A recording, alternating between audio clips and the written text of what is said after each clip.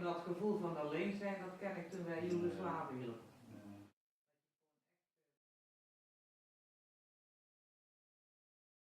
Miep Gies has rescued the diary.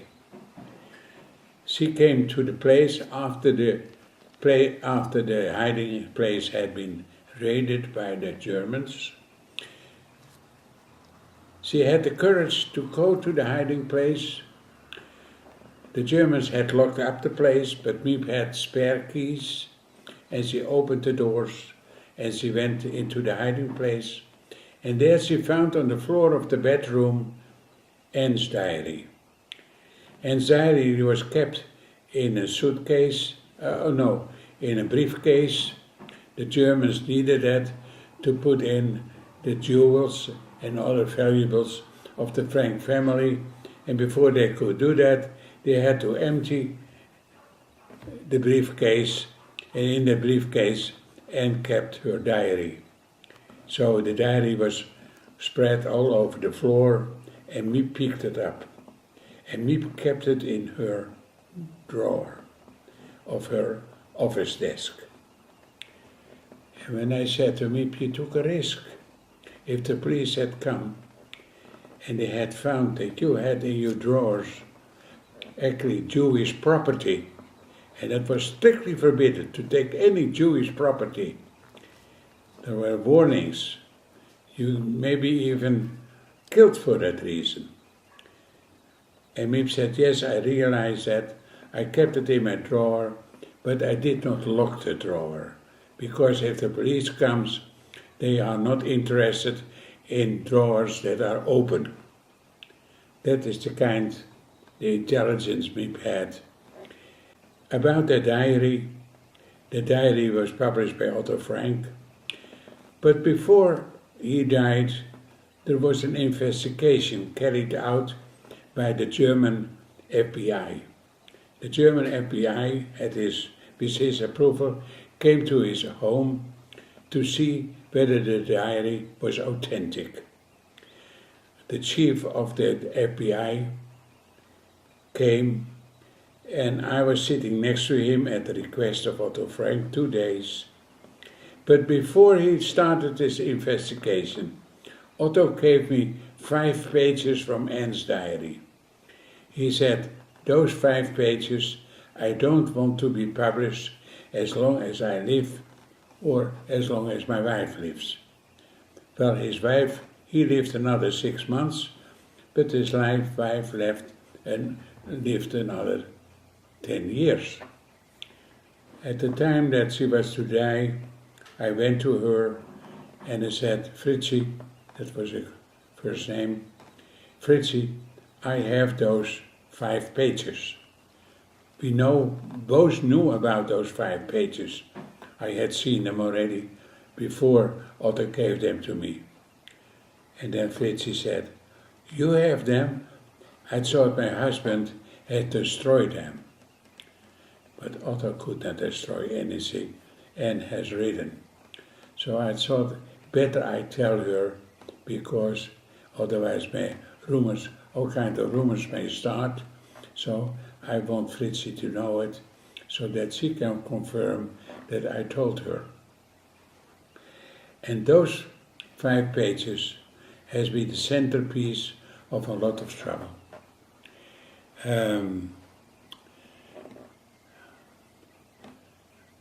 I had a lot of trouble before the Dutch government decided that I was the legal owner.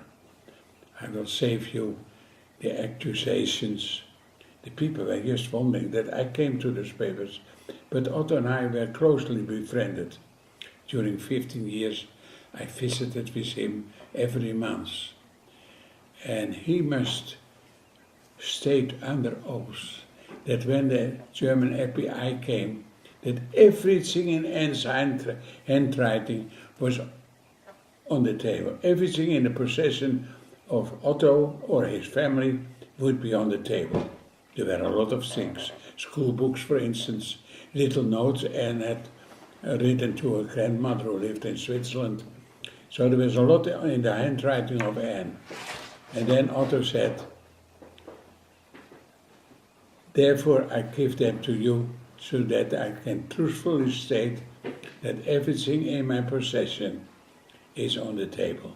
Why were those pages not included in the initial publishing of the book? In those 5 pages, and much to my surprise when I saw it for the first time, which was prior to the date that Otto gave them to me, I had already helped him once to copy the diary, which was an awful job. And then I had noticed those 5 pages, who Otto kept already apart. Because in those 5 pages, much to my surprise and much to my delight actually, Anne shows understanding for her mother. You probably know that Anne wrote a diary in which she is highly critical of her mother, which is not uncommon for a 13, 14-year-old girl that she has doubts about her parents, but she's rather bitter about her mother. And now all of a sudden, she shows understanding. She said, I understand the bitterness of my mother. My father never truly loved her. My father never gave her the passion you are entitled to receive from your partner. I notice that my father is kissing my mother the way he kisses us. And that is not the way I think you kiss your partner if you are in love. A very intelligent remark. And Otto didn't want that to be published, because he got many, many letters. Like I did 5,000 letters with Miep in the past 15 years. It's 5,000. Otto even got more letters. Why did Otto say to you that you could publish it after his and his wife's death? Well, he didn't like to be confronted with questions of the media, or he actually didn't like his admirers. Otto had a lot of people who wrote to him. When they were girls and had a problem with the parents, they would write to Otto, because they knew Otto was a wonderful father. Maybe he could be of advice. But why did he agree to have them published after he died? Why didn't he say to you, Cor, please destroy them? Maybe it was a kind of integrity, that he did not want to keep anything away from the public, although he did not want to be confronted himself with the questions, because he knew that the people were admiring him as a wonderful father.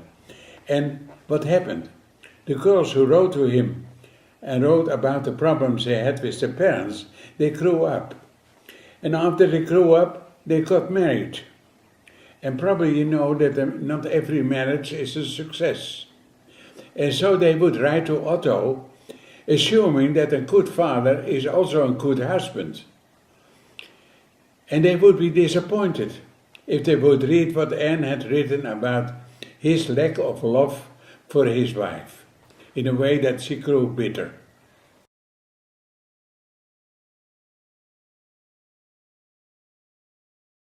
So why did these 5 pages cause such problems for you?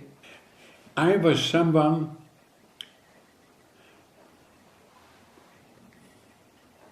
not a member of the family. He had to state under oath that everything in his possession or that of his family would be on the table. I was not a member of the family. And Otto, you must look at Otto as a man who was, the thing he was most happy about, that once he had been an officer in the German army. And to be an officer in the German army, that is not like being an officer in the Dutch or the American army. Anybody can become an officer. But in Germany, you had actually to be of a noble family. It was a very restricted admission of people to become an officer. So Otto was extremely proud of the fact that he had been selected to become an officer. And as an officer, you had to respond to a certain level of integrity. Otto could not commit perjury. And if he would just, if I had papers, let me admit to you, I would give it to my wife or my lawyer, anybody. But that would still be in my possession. But Otto could not do that. Otto gave therefore those papers to me. And I had repeatedly to complain and to explain. I mean, at a certain moment, I had 4 lawyers going after me. One was the executor of Otto's last will. Another was his nephew, the director of the Anne Frank Fund in Basel, the Anne Frank House, who said, "You were a director of the Anne Frank House, and as such, you must share anything you receive from Otto." But they had forgotten that Otto had claimed, had demanded that I could be his personal assistant, not being forced to share with the Anne Frank House anything he told me. And there was also the Dutch War Institute, who also wanted to have the papers. So it took 3 years before the Dutch government, the Dutch Attorney General, said, "No, Cor is the legal owner."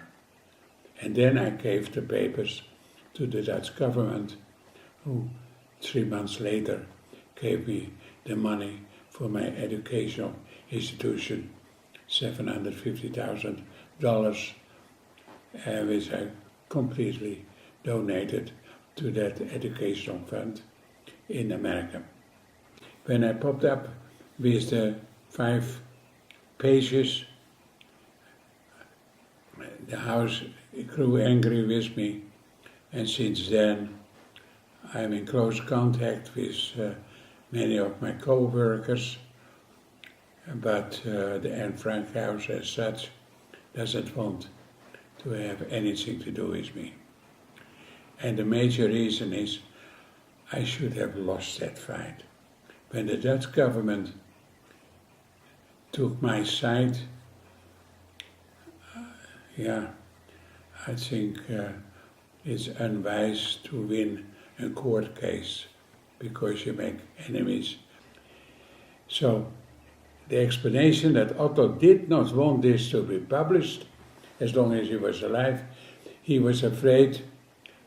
He was also trying to protect his wife, because Anne wrote in that 5 pages that Otto had never forgotten his first love.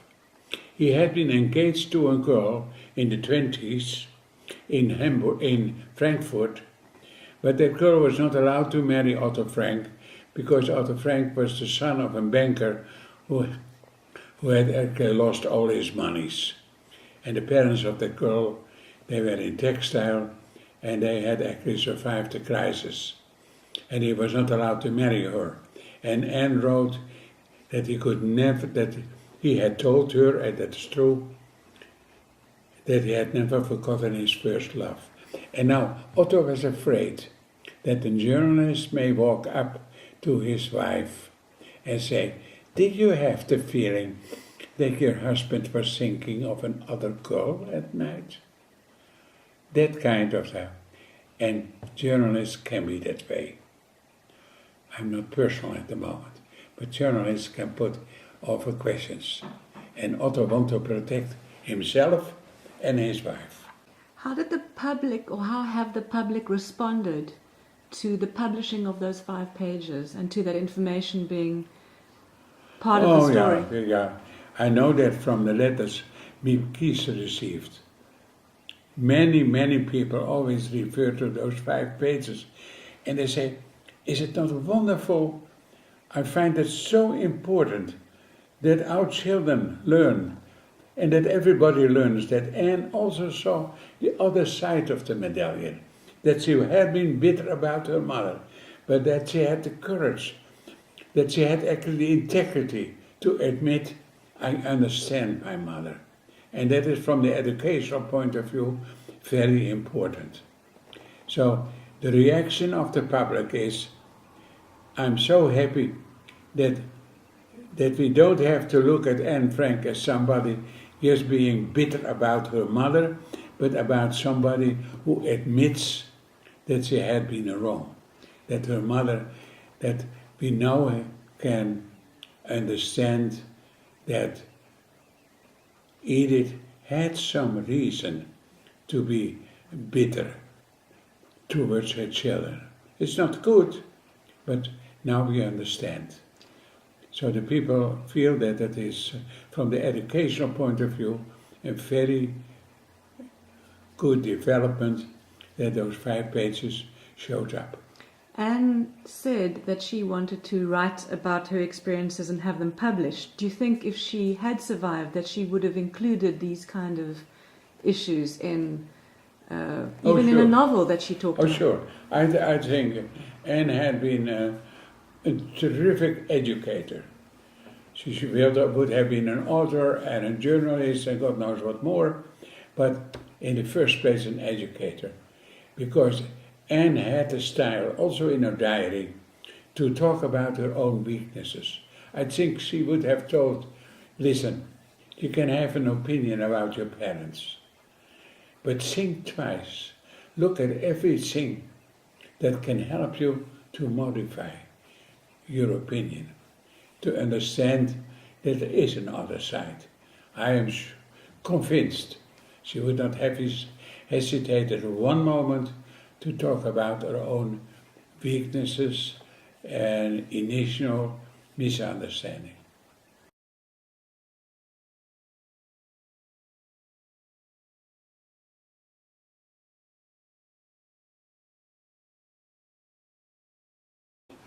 At this moment, my life is dominated by the fact that the helper of Anne Frank, Anne Frank needed helpers. She was Jewish, and she and her family were hiding in Amsterdam, and they were hiding in an office building.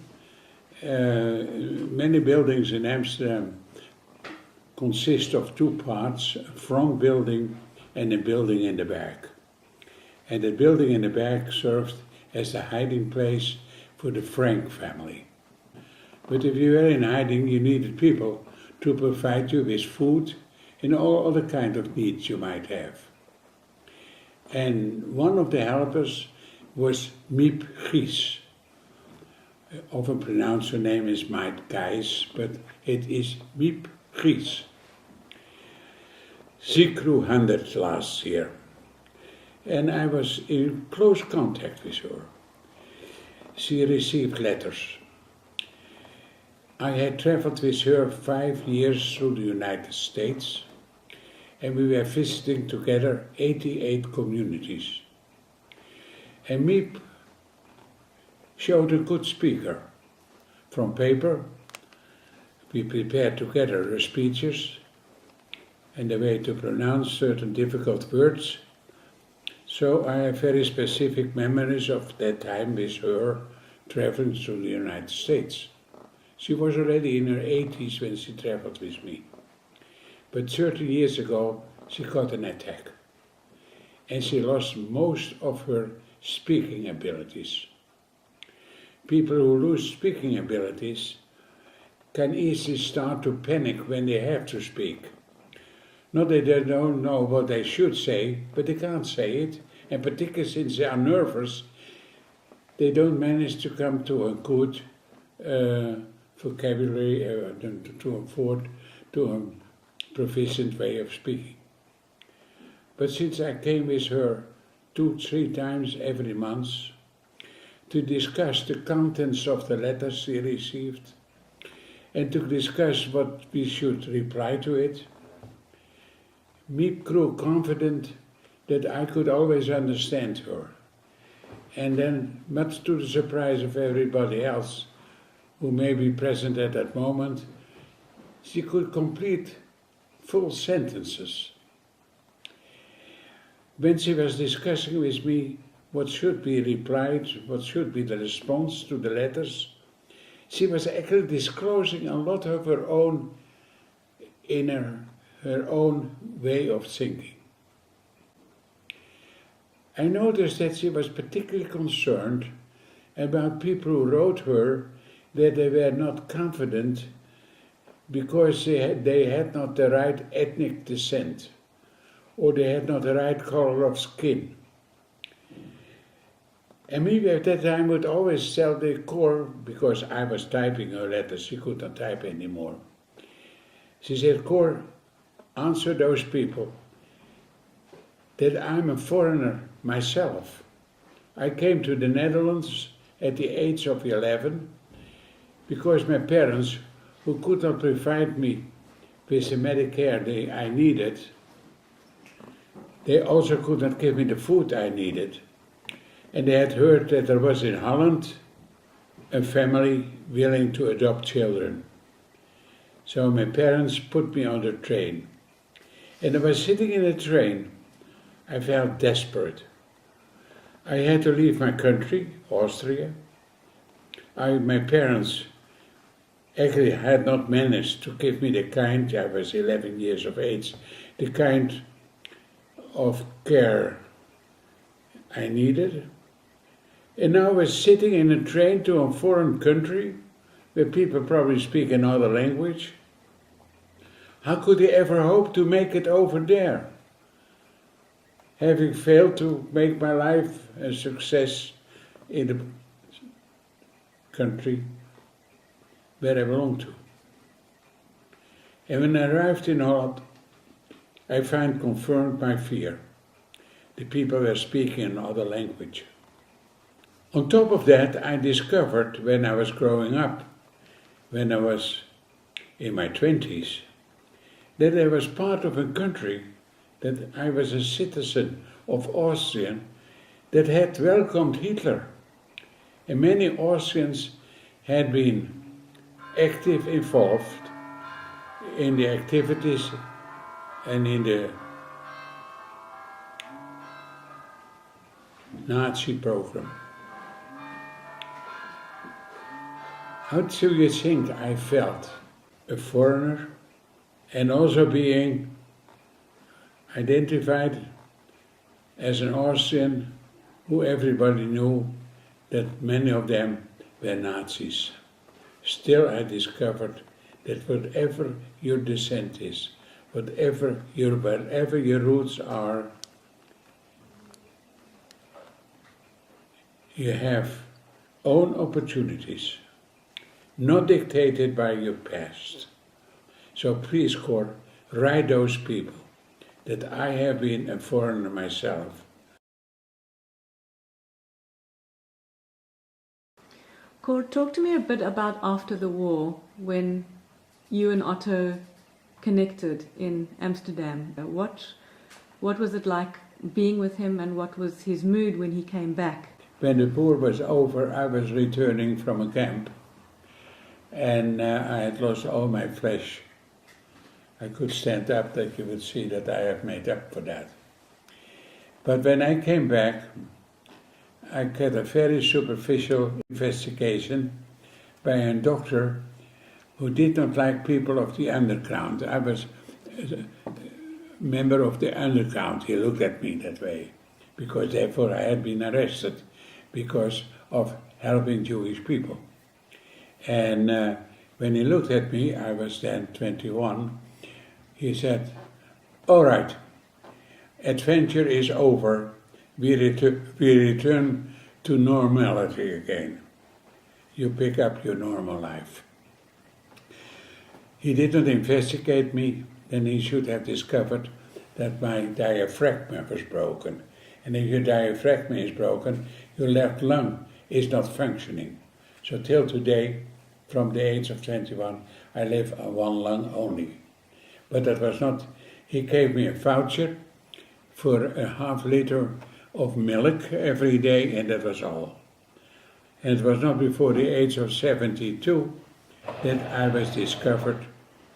it was discovered I had one lung only. Good. After the war, I studied economics. Then the government made me into a CPA, a state CPA, and a tax inspector. For 20 years I was serving as a tax inspector, of which 8 years in Indonesia. When I came back in the streets of Amsterdam, I met with one of the Jews who had been in hiding with us. He had become a professor meanwhile, Henri van Praag. He walked over, he crossed the street, and said, "Cor, would you like to meet Otto Frank?" Well, I had heard about Otto Frank. It was in 1965, 20 years after the war. I had seen him shaking hands with the Pope. I also knew from publicity that he was befriended with Marc Chagall, the artist, and with Bernstein, the composer. So he was already kind of celebrity. I said, yeah. I was 42. I thought, well, yeah, if I can meet him. He said, then walk with me. He is sitting in a hotel. I said, why is he sitting in a hotel? Well, he lives in Switzerland, and he comes back every month to look after the Anne Frank house. Oh, I thought, the Anne Frank house. I knew about the Anne Frank house. That was already 5 years in existence, but I had never been there. And when I woke up with him, I hated actually that I had agreed to meet with him, but my next brainwave was, there was a diary of Anne Frank, and I had never seen that book. And now I would meet her father. When I came to the hotel, Otto did not ask anything about the Anne Frank house or about the diary of his daughter.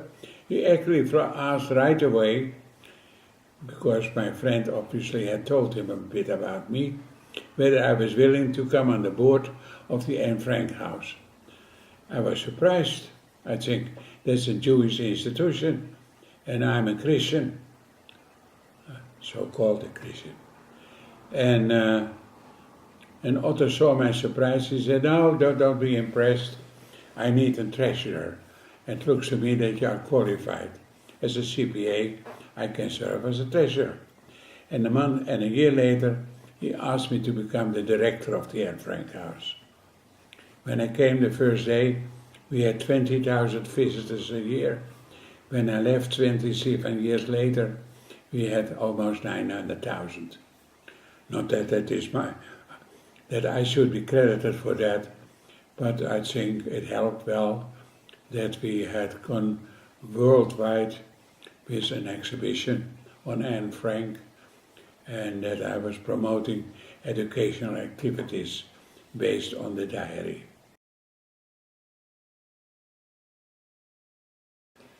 Cor, can you talk to us a bit about your experiences and your work in the resistance and what led you to be taken into which camp?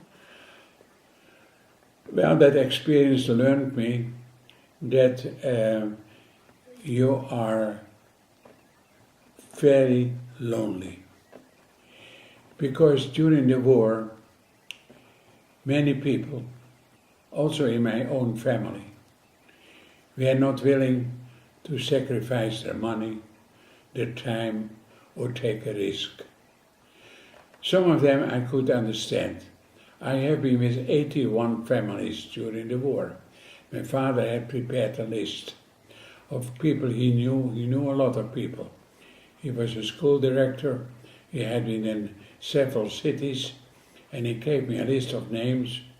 I was 19. He said, Cor, you visit them and ask them whether they are willing to hide a Jew. He had already made up his mind to help 2 Jews. So I went to 81 families. One I went to first was my uncle. That was the brother of my father. He was such a wonderful man.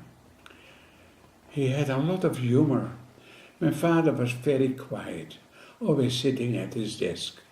But that uncle, his brother, he was a man of the world. He had humor. He had become a businessman. My father was a teacher, but my uncle was a well-to-do Dutch businessman. He had 1 child only, and he had a big house in het Gooi, as we say here, in Laren. And he He was so generous. My father had not much money. He would give us some money from time to time. And he was so pleasant. So I went to him first. I said, Uncle Wout, are you willing to take in 1 or 2 Jews? Because his place was far better than our place. And he looked at me and he said, Cor. And I didn't like the way he talked to me. He said, Cor, do you think that Jews would help us if we were in trouble? I said, no, I don't expect that all Jews would help, just like not all Christians helped. And I looked him into the eyes. And he did not like. I was 90 years of age. I was not supposed to address an older person the way I did. So he grew actually angry. And then he said, Cor, I know what my brother is doing. I think it is unwise. I did not argue with him. I took my bike, I went home. And on my way home, I thought, my uncle may be right. My father, 6 children, poor teacher, he may have lacked good judgment from time to time. And when I came home, my father was sitting at his desk as usual, very quiet, and I had no problem to tell him what his brother had said, that he was unwise. And I never forget my whole life. My father, who would never show emotion, he stood up from his desk, which in my opinion was an act of emotion. He was 180, I'm 180. We looked in each other's eyes, and my father said, Cor, I apologize. Did I never tell you?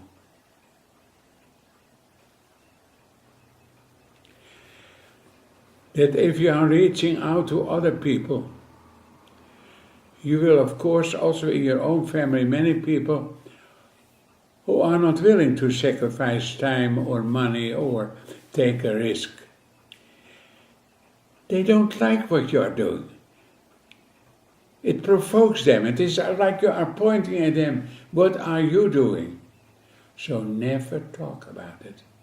You made this a cover that helping other people means that you have to live with the disapproval of most of your friends and family members. Why did your father help? My father knew that. And also I just talked about Miep Gies. She said the most terrible thing during the war, that you could never anybody tell what you are doing. Because even my foster parents, who had rescued my life, taking me in from Vienna, from Austria, at the age of 11, I had even pneumonia. Even them, I could not tell what I was doing. I could, for instance, not tell to Otto Frank, who was in hiding, that we had at our home also somebody in hiding who was looked for by the Germans. Somebody we were hiding because we were afraid that even our best friends would say, you should not do that. It's unwise. And that is what I meant.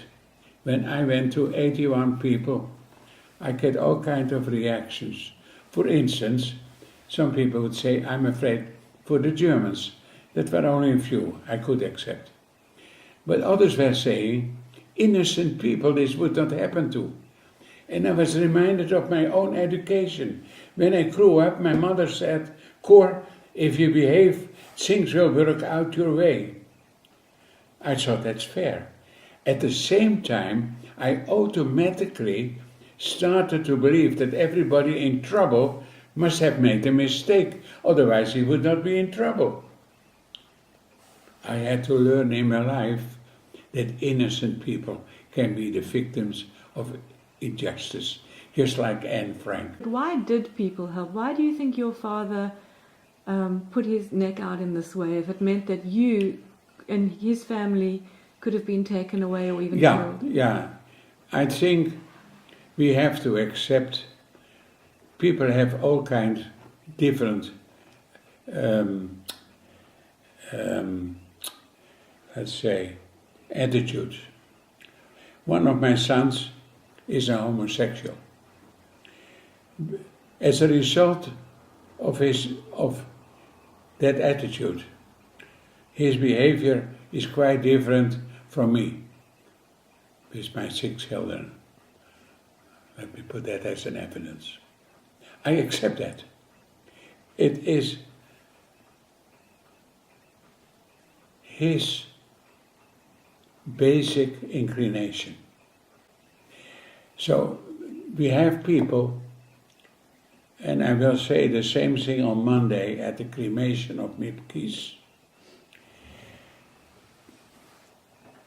People may have an urge not everybody has, and that is to reach out to people who need help. It is not something you automatically have. You need a kind of tendency, inclination. Basic, it is a basic quality. And my father had that. And his brother did not have that. And I see that. And I will tell, Miep Gies has 1 son and 3 grandchildren. I said, it might happen to you. That one day you have to make a choice to reach out to people who are in need. And then you will discover that you are very lonely. Not everybody will understand and follow you. As we say, the blood creeps where it can't go. Prepare yourself for that moment. It may be in your genes. And so it has to do with genes.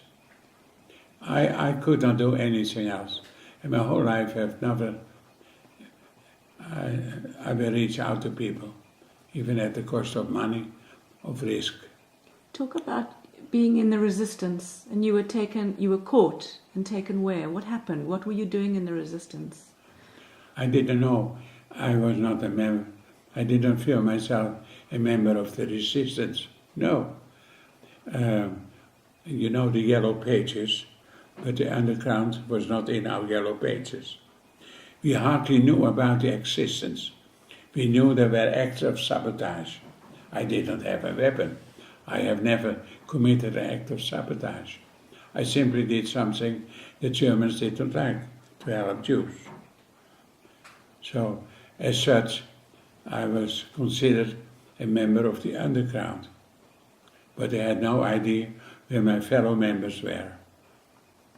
I remember that my father, before he was allowed to get Jews staying with our family, he had to meet a committee of the underground who would test first his ability to stand up in case the police would come, and also to find out that he would not be a potential betrayer. So he had to meet a committee. He was very surprised. He was told that to get Jews, you must need to have the approval of the underground. So he had to meet. He knew somebody who was probably a member of the underground, and that was true. And he told him, yes, Jack, you have to be screened first. And when he was screened, he came home weeping. And the reason was he had been meeting with 4 people. And he knew 2 of those people were communists. And my father was extremely religious. And now all of a sudden, for his feeling, he was lining up with communists. He was really doubting whether he was on the right track, whether it was the right thing to do, because he had been meeting with communists. But my father overcame. He was weeping in his sleep. They gave him the names of 2 Jews. They screened him in apostle briefly. And he even got befriended with the 2 communists. And he always explained to us, those 2 communists are 2 Christians, true Christians. But they don't know that. They are true Christians. And they became his friends. And we, of course, a lot of laughter in the family. but they were really his friends. Why did you get caught? What happened? Oh, I was on my way. Sometimes I got a letter from a family. They were hiding Jews. And they said, please move our guest. And when I came, and then I got a note, move our guest. And then I went there, and then I discovered that there were troubles. Sometimes two Jews in hiding started to fight each other. Sometimes they were even fighting with their host.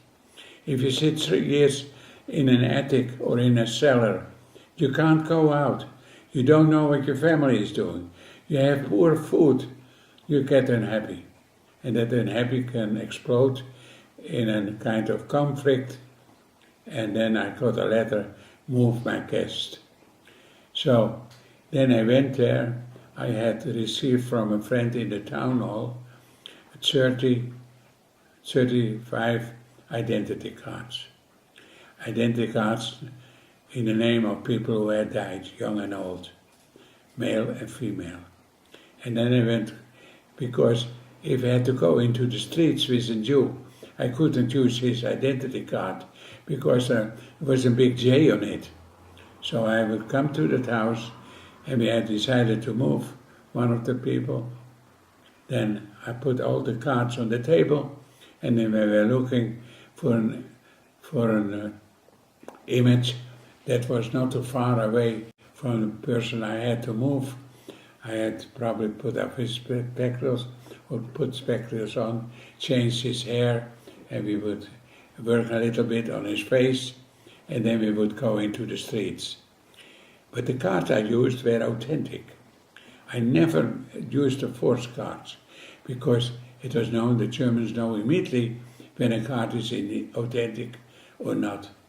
So I went into the streets and I noticed that they were only, later we discovered that the third initial must correspond with the third and fourth digit in the number.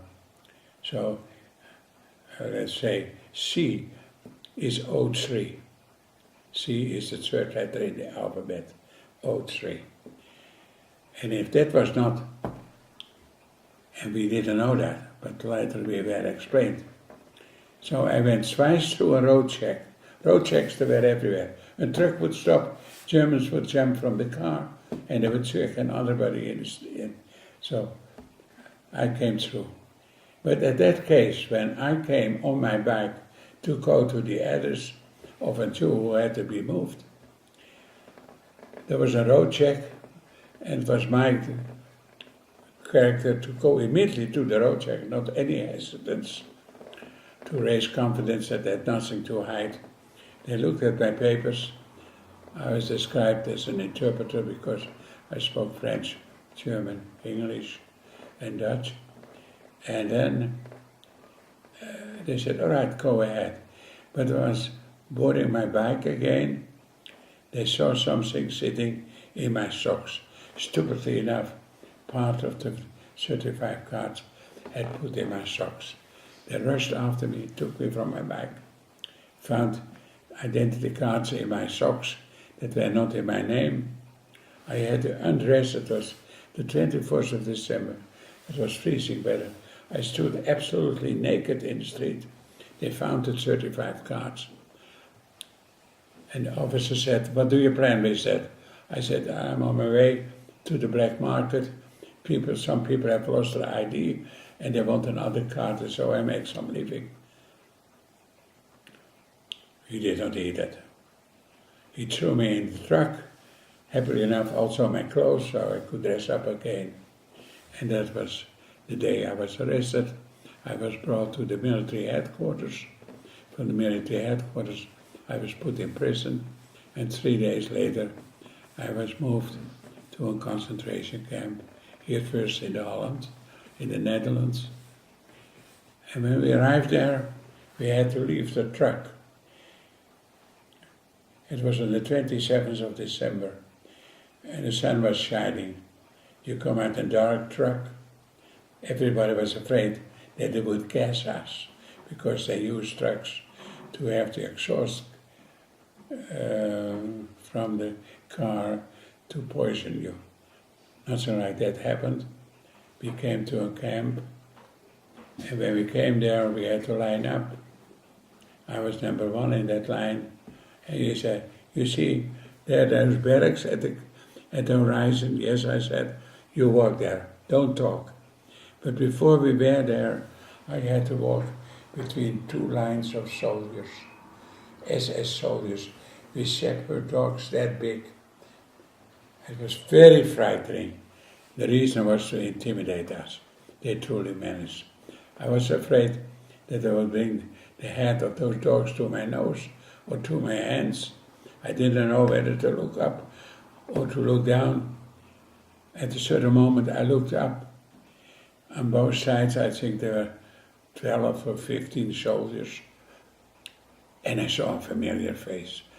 I felt so relieved. One of the German SS soldiers I knew.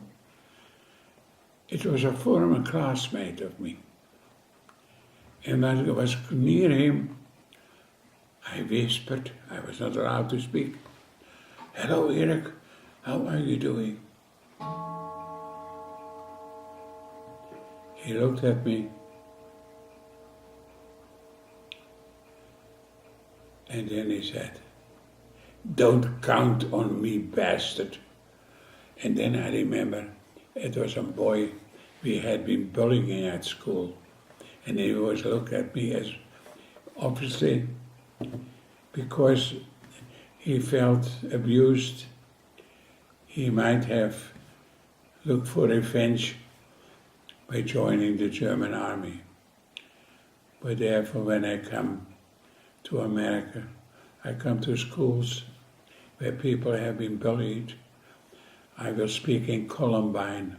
In Columbine, you remember, 5 years near Denver. There, a school, 2 boys who were also bullied have been shooting at their classmates. And there's every year a commemoration. And in June I will speak there. I will be the keynote speaker. How long did you stay in, which camp was it? Oh, it was a Dutch camp. They tried to bring us to Germany, but on the way to Germany, we were still in Holland. Spitfires, that was a British plane, they destroyed our locomotive, our engine. Happily not our cars. So we had to move. There was only 1 railway track left, so we couldn't go further, and we were ordered to walk back to the camp. For 3 days and nights through Holland on our wooden shoes. And wooden shoes you had in 2 sizes, too big or too small. If you ever have that choice, take those who are too small. Why? Before you can still run, it is painful. But with wooden shoes that are too big, you can't run. You lose them right away. So I had expert advice from other inmates. So I was on my too small. I had very painful feet, but I still could had hold to the wooden shoes. You can't walk. We are not used to walk on bare feet. So I came back to the camp in Holland, and there I stayed till we were liberated by the Canadians. What might have happened had the train continued? Then I had come to Neuenkammer. And my card, I learned later, had said, "Return not desired." That would be on the card. With other words, in Neuenkammer, they were allowed to kill you. Not many people returned from a camp. I must definitely leave. I'm sorry for that, but I can talk for the rest of the day. Thank you. Thank you for your time. But I'm actually a bit late. Can I ask you to give permission on camera for me to use this on the radio? Is that okay? It may ruin your career. Can I also ask your permission on camera to use this at the Cape Town Holocaust Center? At the, Cape Town Holocaust Center. It's an educational center in Cape Town. they might ask advice from the Anne Frank house, and they say, don't let the man speak. Thank you.